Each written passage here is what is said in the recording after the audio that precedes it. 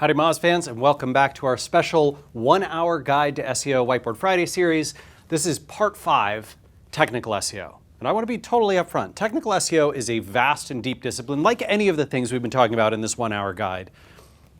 There's no way in the next 10 minutes that I can give you everything that you'll ever need to know about technical SEO, but we can cover many of the big, important structural fundamentals. And so that's what we're going to tackle today. You will come out of this having at least a good idea of what you need to be thinking about, and then you can go explore more resources from Moz and many other wonderful websites in the SEO world that can help you along these paths. First off, every page on a website should be two things: unique from all the other pages on that website, and uniquely valuable, meaning it provides some value that a user, a searcher, would actually desire and want. And sometimes the degree to which it's uniquely valuable may not be enough, and we'll need to do some intelligent things. So for example, if we've got a page about X, Y, and Z versus a page that's sort of, oh, this is a little bit of a combination of X and Y that you can get through searching and then filtering this way, and oh, here's another copy of that XY, but it's a slightly different version, and here's one with YZ. This is a page that has almost nothing on it, but we sort of need it to exist for this weird reason that has nothing to do, but no one would ever want to find it through search engines. Okay. When you encounter these types of pages, as opposed to these unique and uniquely valuable ones, you want to think about, should I be canonicalizing those, meaning point this one back to this one for search engine purposes? Maybe YZ just isn't different enough from Z for it to be a separate page in Google's eyes and in searchers' eyes. And so I'm going to use something called the rel canonical tag to point this YZ page back to Z.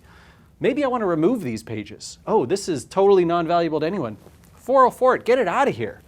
Maybe I want to block bots from accessing this section of our site. And maybe these are search results that make sense if you've performed this query on our site, but they don't make any sense to be indexed in Google. I'll keep Google out of it using the robots.txt file or the meta robots or other things. Secondarily, pages are accessible to crawlers, should be accessible to crawlers. They should load fast as you possibly can. There's a ton of resources about optimizing images and optimizing server response times and optimizing first paint and first meaningful paint and all these different things that go into speed. But speed is good not only because of technical SEO issues, meaning Google can crawl your pages faster, which oftentimes when people speed up the load speed of their pages, they find that Google crawls more from them and crawls them more frequently, which is a wonderful thing. But also because pages that load fast make users happier. And when you make users happier, you make it more likely that they will link and amplify and share and come back and keep loading and not click the back button. All these positive things and avoiding all these negative things. And they should be able to be fully parsed in essentially a text browser, meaning that if you have a relatively unsophisticated browser that is not doing a great job processing JavaScript or post-loading script events or other types of content, Flash and stuff like that, it should be the case that a spider should be able to visit that page and still see all of the meaningful content in text form that you want to present. Google still is not processing, every image at the I'm going to analyze everything that's in this image and extract out the text from it level, nor are they doing that with video, nor are they doing that with many kinds of JavaScript and other scripts. And so I would urge you, I know many other SEOs, notably Barry Adams, a famous SEO who says that JavaScript is evil, which may be taking it a little bit far, but we catch his meaning, right? That you should be able to load everything into these pages in HTML, in text. Thin content, duplicate content. Thin content meaning content that doesn't provide meaningfully useful, differentiated value. Duplicate content meaning it's exactly the same as something else. Spider traps and infinite loops like calendaring systems. These should, generally speaking, be eliminated. If you have those duplicate versions and they exist for some reason, for example, maybe you have a printer-friendly version of an article and the regular version of the article and the mobile version of the article. Okay, there should probably be some canonicalization going on there, right? The rel canonical tag being used to say this is the original version and here's the mobile-friendly version, those kinds of things. If you have search results in the search results, Google generally prefers that you don't do that. If you have slight variations, Google would prefer that you canonicalize those, right? Especially if the filters on them are not meaningfully, usefully different for searchers. And number 4, pages with valuable content on them should be accessible through just a few clicks in a shallow but thorough internal link structure. Now, this is an idealized version. You're probably rarely going to encounter exactly this. But let's say I'm on my homepage, and my homepage has 100 links to unique pages on it. That gets me to 100 pages, and 100 more links per page gets me to 10,000 pages, and 100 more gets me to 1,000,000. So that's only 3 clicks from homepage to 1,000,000 pages. And you might say, well, Rand, that's a little bit, perfect pyramid structure. I agree, fair enough. Still, 3 to 4 clicks to any page on any website of nearly any size, unless we're talking about a site with hundreds of millions of pages or more, should be the general rule. And I should be able to follow that through either a sitemap. If you have a complex structure and you need to use a sitemap, that's fine. Google is fine with you using an HTML page level sitemap. Or alternatively, you can just have a good link structure internally that gets everyone easily within a few clicks to every page on your site. You don't want to have these holes that require, if you wanted to reach that page, you could, but you'd have to go to our blog, and then you'd have to click back, to result number 9, and then you'd have to click to result number 18, and then to result number 27, and then you can find it. No, that's not ideal, right? That's too many clicks to force people to make to get to a page that's just a little ways back in your structure. 5. I think this is obvious, but for many reasons, including the fact that Google considers mobile friendliness in its ranking systems, you want to have a page that loads clearly and cleanly on any device, even at slow connection speeds. Optimized for both mobile and desktop, optimized for 4G, also optimized for 2G and no G. Permanent redirects. When you are doing them, right? So this page was here, now it's over here. This old content, we've created a new version of it. Okay, old content, what do we do with you? Well, we might leave you there if we think you're valuable, but we may redirect you.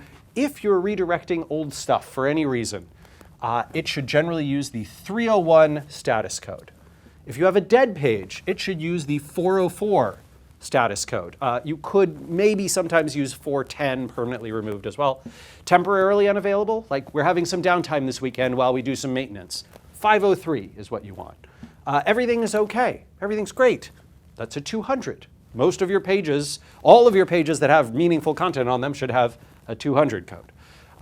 These status codes, anything else beyond these, and maybe the 410, generally speaking, should be avoided. There are some very occasional rare edge use cases, but if you find status codes other than these, for example, if you're using Moz, which sort of crawls your website and reports all this data to you and does this sort of technical audit every week, if you see status codes other than these, Moz or other software like it, a Screaming Frog or a Write or these other kinds, Deep Crawl, they'll say, hey, this looks problematic to us. You should probably do something about this.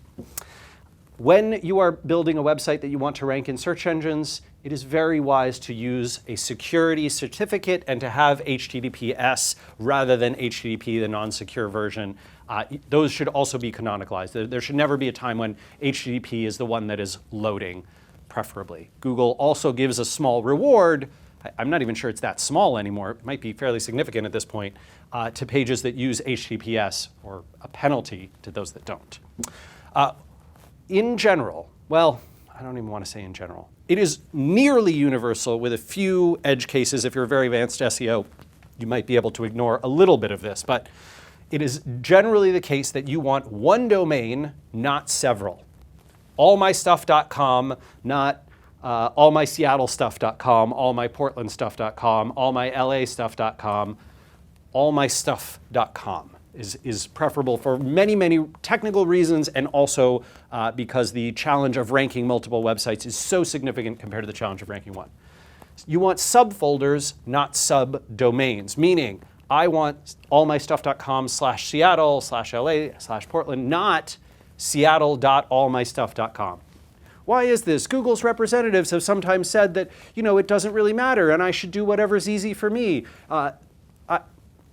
I have so many cases over the years, case studies in folks who moved from a subdomain to a subfolder and saw their rankings increase overnight that credit to Google's reps. I'm sure they're getting their information from somewhere, but very frankly, in the real world, it just works all the time to put it in a subfolder, and I have never seen a problem being in the subfolder versus the subdomain where there's so many problems and there's so many issues that I would strongly urge you against it. And I think 95% of SEOs, professional SEOs who've ever had a case like this would do likewise.